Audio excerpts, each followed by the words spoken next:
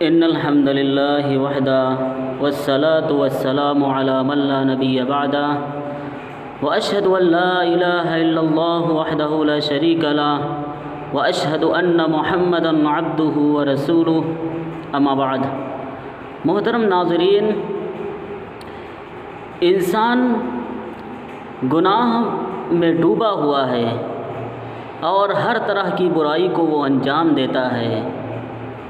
کبھی کسی کو گالی دیتا ہے، کبھی کسی پر تہمت لگاتا ہے، کبھی کسی کا مال ہڑپ لیتا ہے اور کبھی کسی کو ناحق قتل کر دیتا ہے اور کبھی کسی کو مارتا پیٹتا ہے، اور یہ گناہ کرتا ہے۔ اور گناہ کرنے کے بعد، چند نیکیاں کرنے کے بعد وہ یہ سمجھتا ہے، وہ غرور اور گھمنڈ میں چور ہو جاتا ہے کہ ہم اس دنیا کے اندر رہنے والے سب سے نیک اور سب سے سچے اور پکے آدمی ہیں، سب سے زیادہ انصاف پرور آدمی ہیں۔ تو یہ بھول ہمیں نہیں ہونی چاہیے۔ ہم اگر ان گناہوں میں ڈوبے ہوئے ہیں، ان برائیوں کو اگر ہم انجام دے رہے ہیں اور نیکیاں بھی کر رہے ہیں اور یہ سمجھ رہے ہیں کہ ہم سب سے اچھے انسان ہیں، تو یاد رکھیے ہماری تمام کی تمام نیکیاں ان مظلومین کو دے دی جائیں گی اور ہمارے پاس کچھ نہیں بچے گا۔ صحیح مسلم حدیث نمبر 2581، ابو ہریرہ رضی اللہ تعالی عنہ بیان کرتے ہیں کہ اللہ کے رسول صلی اللہ علیہ وسلم نے ارشاد فرمایا کہ مفلس کون ہے؟ صحابہ کرام رضی اللہ تعالی عنہ نے کہا کہ مفلس وہ شخص ہے جس کے پاس نہ درہم ہو، نہ ساز و سامان ہو، نہ مال و متاع ہو۔ اللہ کے نبی صلی اللہ علیہ وسلم نے ارشاد فرمایا کہ میری امت کا مفلس وہ شخص ہوگا جو قیامت کے دن اللہ رب العالمین کے دربار میں اس حال میں حاضر ہوگا کہ اس نے نماز پڑھی ہوگی، روزہ رکھا ہوگا، زکوٰۃ ادا کیا ہوگا،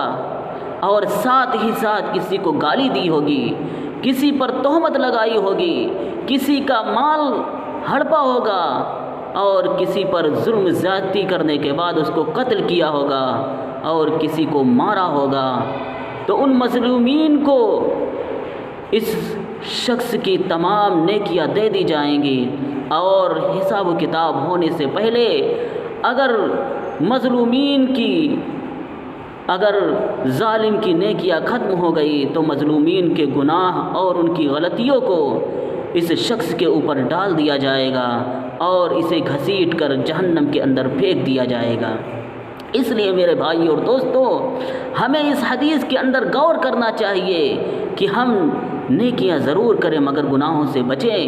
ہم کسی کو گالی نہ دیں، ہم کسی پر تہمت نہ لگائیں، کسی کا مال نہ ہڑپیں، کسی کی زمین و جائیداد پر قبضہ نہ کریں، کسی کو ناحق نہ ستائیں اور کسی کو نہ ماریں اور کسی کو ناحق قتل نہ کریں۔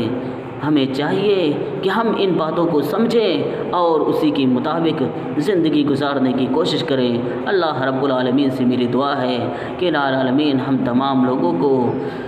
سچے اسلام پر، سچے دل سے اسلام پر عمل پیرا ہونے کی توفیق عطا فرما، اور جو ہلاک کرنے والے گناہ ہیں ان گناہوں سے بچنے کی توفیق عطا فرما۔ آمین، تقبل یا رب العالمین۔